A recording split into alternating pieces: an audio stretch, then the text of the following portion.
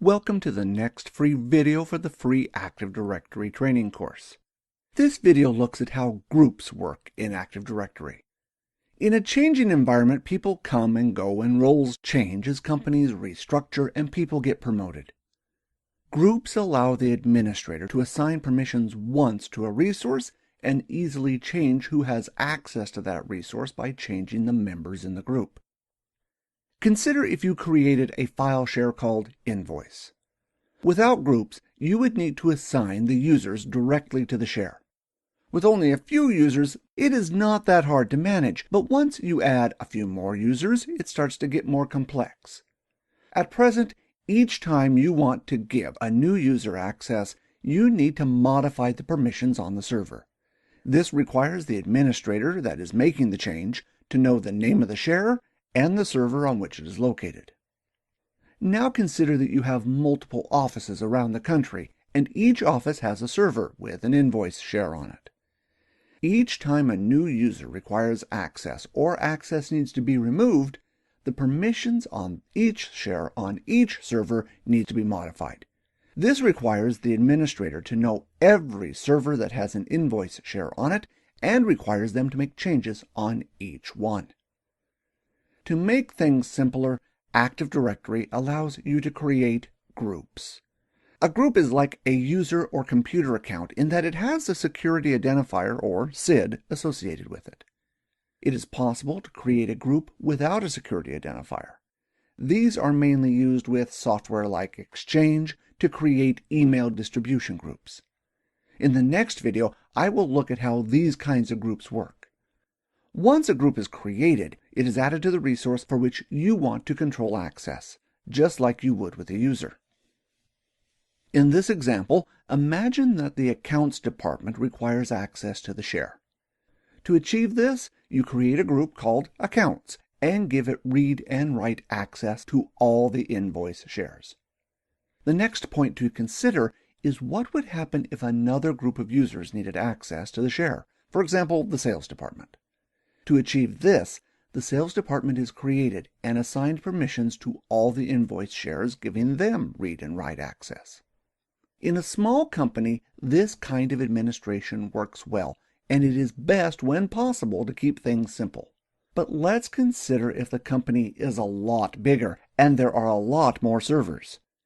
It is a simple matter to visit each server and change the permissions, but the process of making the changes is starting to become time-consuming. Also, the process requires the administrator to know all the servers that have the share on it, and care must be taken to ensure that every server is updated. Let's consider what would happen if the management decided that the sales department did not require write access and only needed read access. This would require the administrator to visit each server and change the permissions for the sales department. After a flood of calls to the help desk for people in the sales department not being able to do their job, it is decided that they really did need write access to the invoice share. Once again, each server needs to be visited again, and the permissions changed back to what they were. Just after this is done, a request comes through for a new auditing group that will require read access to the invoice shares. Once again, each share needs to be modified and the permissions updated. Weren't groups supposed to make things easier? There is no solution that will fit every situation, and if you ask 10 different IT administrators how to perform group management, you will probably get 11 different answers. Let's start again with this example using a different approach. This time, instead of assigning the permissions of the share directly to the accounts department, you instead create a new group called Invoice Modify. This group you assign to all the invoice shares, giving it read and write access. Next, you simply need to add the accounts group to the Invoice Modify group. Placing groups inside other groups like this is called nesting.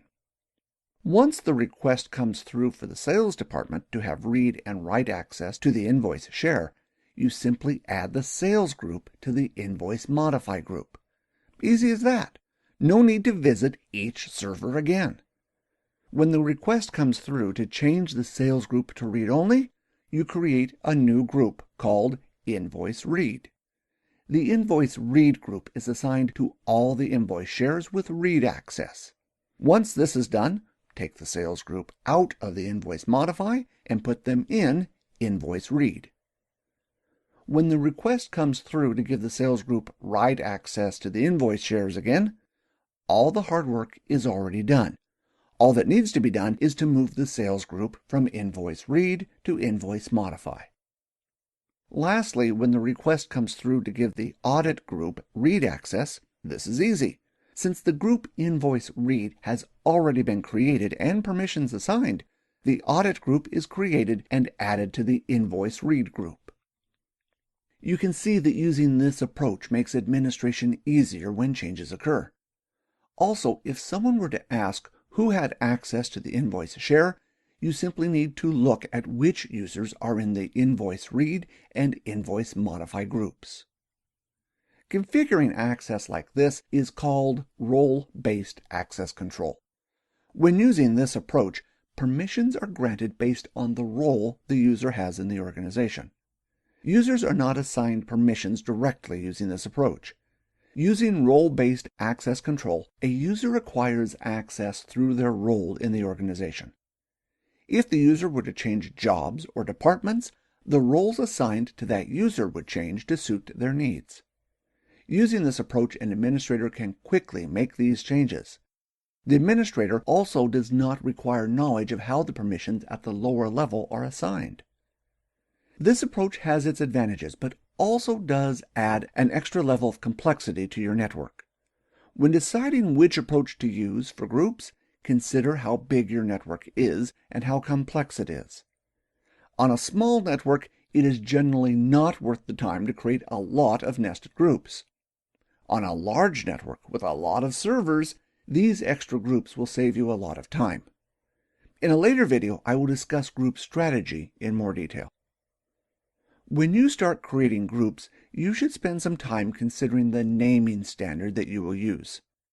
In this case, Invoice Read is quite simple, but you could also have a group name such as Invoice Share Read.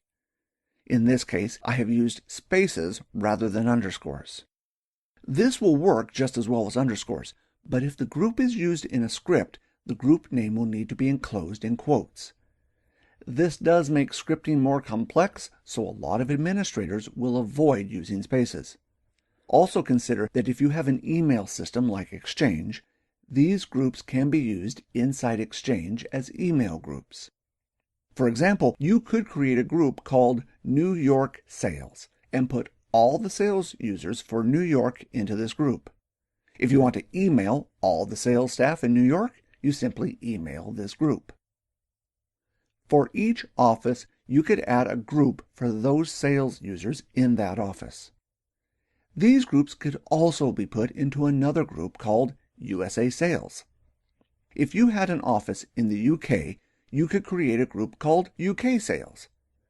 Both these groups could be put into another group called All Sales Employees. Since each location would know which employees belong in their local sales group, a local administrator in each area would be the best choice to make sure this group is kept up to date. With correct group management and forethought, you can make your administration a lot easier and save yourself a lot of headaches later on. There are a number of different types of groups in Active Directory. Each group has a different scope, and thus there are advantages and disadvantages to using each type of group. In the next video, I will look at the different types of groups that Active Directory has to offer and the scopes these groups have. The type of group that you select determines which domain or domains will have access to that group and also the replication that will be used for that group. Thanks for watching another free video in this Active Directory free course. For the latest videos, please subscribe to us on YouTube or like us on Facebook. See you next time.